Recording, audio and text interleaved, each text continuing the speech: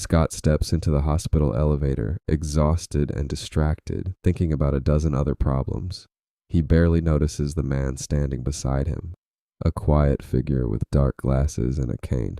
To Scott, he's just another patient, someone who needs help reaching the right floor, someone harmless. Scott doesn't feel danger, he doesn't feel tension. He doesn't feel the air shift. Because Deucalion doesn't show danger, he hides it. He speaks softly, politely, asking Scott for assistance. Scott doesn't hesitate. He presses the button, stands beside him, and waits. The elevator doors open, but Deucalion doesn't disappear. He stays close. He asks Scott to guide him through the hallway, and Scott does, walking beside the very man who will soon threaten everything he's trying to protect. To Scott, it's nothing, just helping a blind man find his way. To Deucalion, it's information, a chance to observe, to listen, to feel the heartbeat of Beacon Hills through the boy who's trying to save it. There's no roar, no violence, no threat, just a true alpha, walking side by side with the demon wolf without knowing it. Later, Scott finds the alpha symbol carved into Derek's door, deep, precise, deliberate. It isn't a warning, it isn't a threat, it's a declaration. A message carved into the heart of Beacon Hills. The Alpha Pack is here, and their leader is watching. In the locker room, Deucalion scratches the girl who knew too much. He doesn't raise his voice, he doesn't lose control. He simply reaches out and marks her. A clean, sharp strike. Not to kill her, not to silence her, but to send a message, to teach a lesson, a reminder that knowledge is dangerous. And Deucalion decides who gets to keep it. Isaac sinks into freezing water, trying to remember what happened to Boyd and Erica. Every memory leads back to the Alpha Pack. Every scream echoes Deucalion's influence. He doesn't need to be in the room to control the situation. His presence lingers like a shadow, cold, heavy, impossible to escape. Because Deucalion leads through fear, and fear spreads faster than any command. Deucalion walks with Marin Morel, a druid, not because she serves him, not because she fears him, but because she understands the supernatural world better than anyone. She knows how packs think, how hunters move, how Beacon Hills breathes. Her presence proves something important. Deucalion's reach extends beyond wolves, beyond packs, beyond Beacon Hills. He isn't building an army, he's building a movement. Then comes the moment that defines him. Derek is impaled, pinned, bleeding, barely able to breathe. Deucalion steps forward, not calm, not gentle, not quiet. He shouts, "I'm the demon wolf." His glasses shatter, the room shakes, the force of his voice hits like a physical blow. This isn't a title, this isn't a nickname, it's a warning, a promise, a truth. He approaches Derek, not with softness, not with sympathy. He grabs Derek's face, tilting it just enough to inspect him. Cold, precise, evaluating. He tells Derek he looks like his mother, a reminder of Talia Hale, the kind of Alpha Deucalion once stood beside.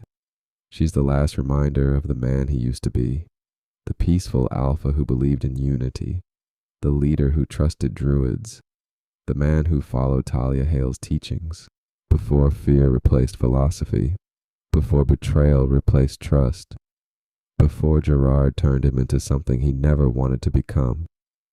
In the hallway, the twins attack Scott and Isaac. Chaos erupts, claws, fists, concrete. Then Deucalion appears. He cuts the twins without hesitation, not out of anger, not out of cruelty, but out of discipline, a demonstration of loyalty, a reminder of hierarchy, a lesson in obedience. Fear isn't a weakness here. Fear is a tool, and Deucalion wields it perfectly. Scott finally realizes who Deucalion truly is. The elevator doors close.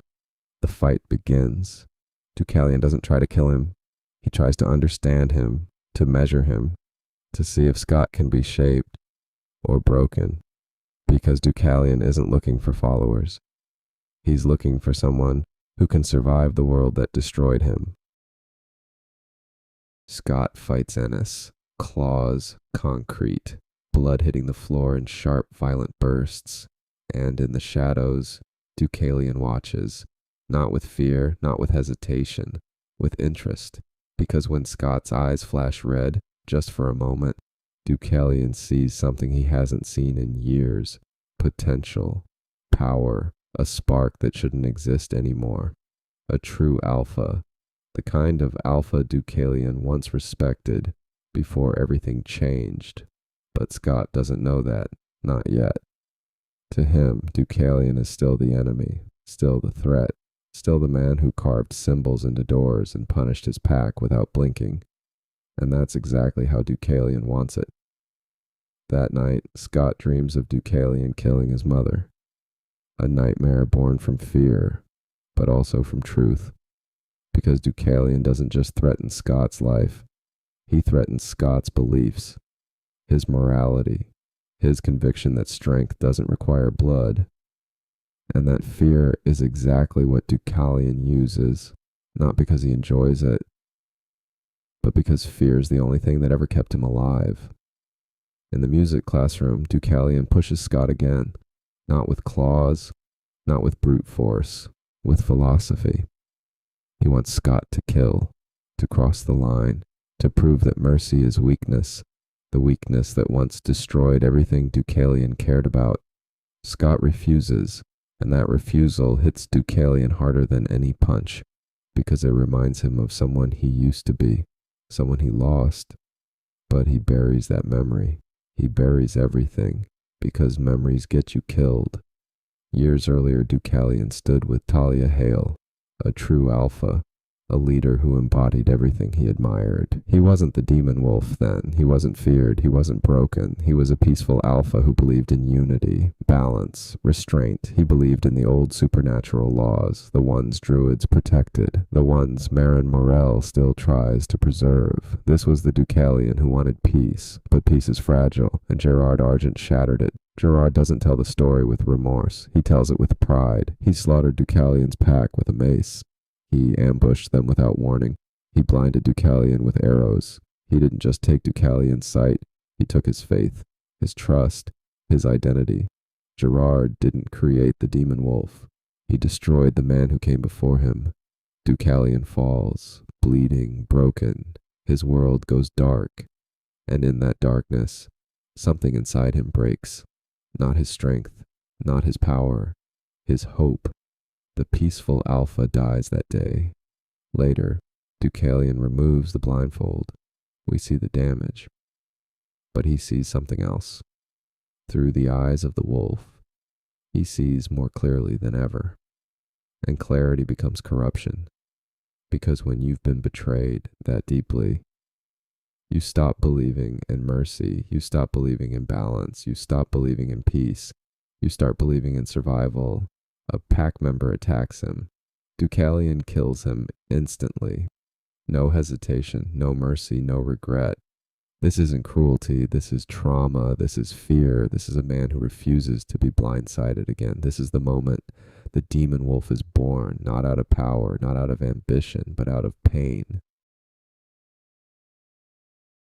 Beacon Hills changes when Deucalion arrives. The air feels heavier, the nights feel longer, and every shadow seems to move with purpose, because the alpha pack doesn't hunt for territory, they hunt for dominance, and Deucalion leads them with a calm, controlled brutality that makes every other alpha look small. Boyd and Cora transform under the moon, violent, feral, unstoppable. Their roars shake the walls, their claws tear through steel, but Deucalion doesn't flinch, he doesn't step back, he doesn't fear them.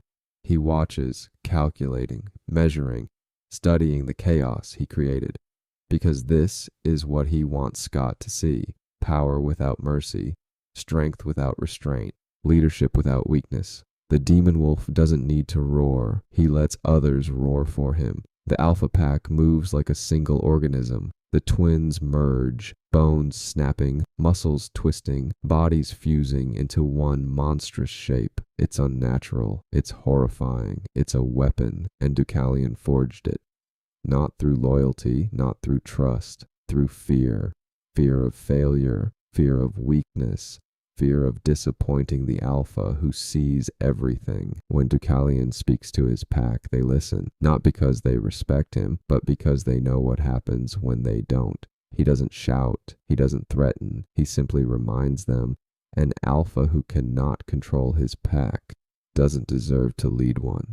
And every wolf in the room feels the weight of that sentence, because Deucalion doesn't tolerate weakness, not in others and not in himself. He confronts Derek again, not as a rival, not as an enemy, as a test. Derek fights with desperation, with fear, with the weight of his entire pack on his shoulders. Deucalion fights with precision, with clarity, with the cold confidence of someone who has already lost everything worth protecting. Every strike Derek throws, Deucalion counters. Every roar Derek unleashes, Deucalion silences. He doesn't want Derek dead, he wants Derek broken, because broken wolves are easier to shape. Scott watches the Alpha Pack tear through Beacon Hills. He sees the bodies, he hears the screams, he feels the fear spreading through the town like wildfire, and he realizes something terrifying. Deucalion isn't building a pack, he's building a philosophy, a belief system forged in blood and betrayal, a world where mercy is weakness, where trust is a liability, where power is the only truth, a world Scott refuses to accept. But Deucalion sees something in Scott that he hasn't seen in years. Conviction.